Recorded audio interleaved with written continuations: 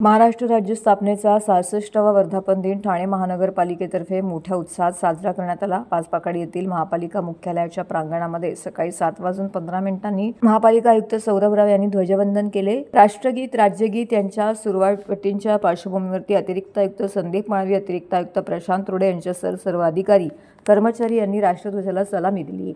ध्वजवंदनेनंतर महापालिका आयुक्त सौरभ राव यांच्या हस्ते आंतरराष्ट्रीय कामगार दिनाच्या निमित्ताने गुणवंत सफाई कामगारांचा सत्कार करण्यात आला।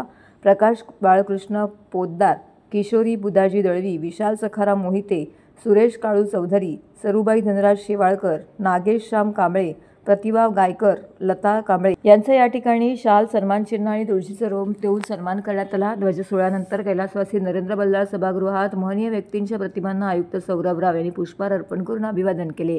या अतिरिक्त आयुक्त संदीप माळवी, अतिरिक्त आयुक्त प्रशांत रोडे, उपायुक्त जी गोदेपुरे, मनीष जोशी, उमेश बिरारी, शंकर पाटोळे, मधुकर बोडके, सचिन सांगळे, TMCचे व्यवस्थापक भालचंद्र बेहरे, सहाय्यक आयुक्त सोपान भाईक, बालचंद्र घुगे, उपनगर अभियंता गुणवंत झांबरे, शुभांगी केसवानी इत्यादी मान्यवर येथे उपस्थित होते। आपलं देखील मनपूर्वक अभिनंदन। मयुरी महेश मोहिते,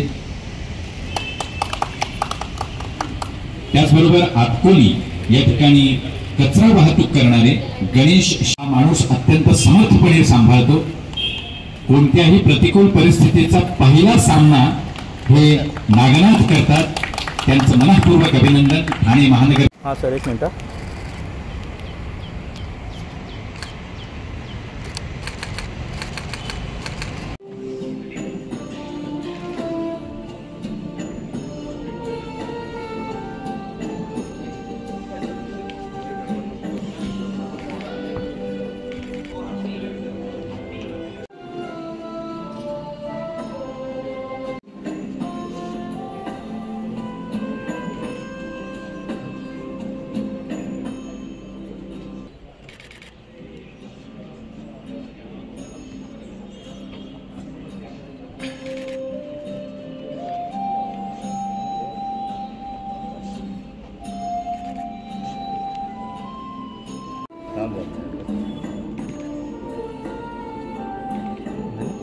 सर्वात अगोदर ठाण्याच्या सर्व नागरिकांना महाराष्ट्र दिनाची खूप हार्दिक मनापासून शुभेच्छा।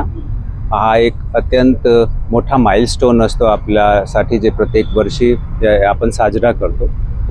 राज्य म्हणून महाराष्ट्राची जे संकल्पना आणि ओळख आहे ते जगभरात सर्वात उदारवादी प्रगतिशील राज्य म्हणून आमच्या राज्याची ओळख आहे आणि याची ही जे उदात्त परंपरा आहे त्याला पुढे नेऊन जाणे, प्रशासकीय सुधार करत असताना, नागरिकांची सेवा करत असताना हा आमचा आद्य कर्तव्य आहे। आजच्या दिवशी ठाणे महानगरपालिकेच्या सर्व अधिकारी कर्मचाऱ्यांनी हा प्रणही घेतला आहे की ते सतत जनतेची सेवामध्ये ते अहोरात्र झटणार आहे आणि ठाणेला स्वच्छ ठाणे, सुंदर ठाणे, हरित ठाणे या पद्धतीचा स्वरूप देण्यासाठी आम्ही सर्वकष प्रयत्न करणार आहे।